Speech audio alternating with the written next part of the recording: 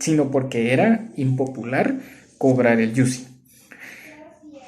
Como tercera fuente indirecta tenemos los tratados internacionales. Y es que cuando se firma un tratado de libre comercio, pues el efecto directo es disminuir o incrementar a las aranceles o impuestos entre países.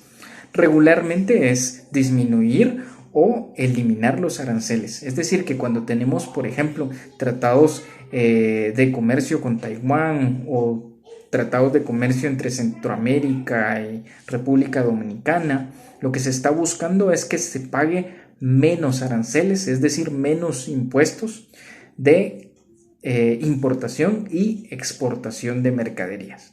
Con esto tendríamos entonces, dentro de las fuentes formales, las tres fuentes directas: la ley, la costumbre y los tratados internacionales. Ahora, por esta parte tenemos las fuentes indirectas. Las fuentes indirectas también vamos a mencionar tres. Primero, la jurisprudencia. ¿Qué es la jurisprudencia? Es el conjunto de sentencias que emiten los jueces. Y de esas sentencias es que se nutre el derecho tributario. ¿Por qué? Porque ahí tenemos los criterios judiciales respecto a casos que son llevados ante los juzgados de materia de lo contencioso administrativo en materia tributaria, por ejemplo. Entonces, no debemos de confundir jurisprudencia con doctrina legal.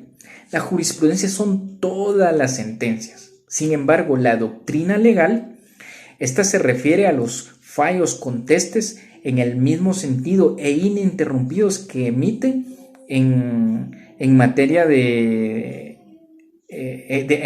amparo o en materia de casación, la Corte de Constitucionalidad o la Corte Suprema de Justicia, y estas sí son obligatorias. Entonces, les aclaro porque muchas veces traemos el concepto de introducción al derecho, que jurisprudencia entonces son esos fallos reiterativos. No, eso es doctrina legal. Y lo podemos ver en el artículo 43 de la Ley de Amparo y el artículo 621 de la Ley del Código Procesal Civil y Mercantil. Entonces, regresando, jurisprudencia son todas las sentencias que emiten los juzgados en materia tributaria. Segundo, la doctrina también es una fuente indirecta del derecho tributario y es el desarrollo teórico que hacen los estudiosos del derecho o, por ejemplo, los libros que se escriben sobre derecho tributario. Les pongo un ejemplo. ¿Qué significa cultura tributaria? Eso no está en la ley, sin embargo sí está en los textos, sí está desarrollado en los libros, porque cada uno de los autores le imprime su propio criterio de qué significa, por ejemplo, cultura tributaria. Y la tercera, los principios generales del derecho como fuente indirecta del derecho tributario. ¿Y qué son estos? Pues los encontramos en la mayoría de las ramas del derecho o en la propia Constitución.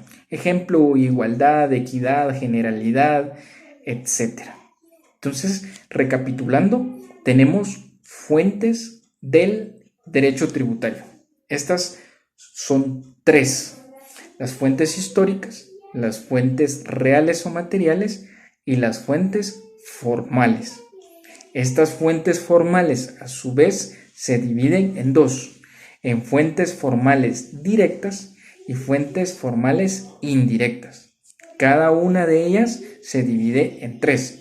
Cuando hablamos de fuentes formales directas, nos referimos a la ley, a la costumbre y a los tratados internacionales. Y cuando nos hablamos de fuentes formales indirectas, nos referimos a la jurisprudencia, a la doctrina y a los principios generales del derecho. Saludos.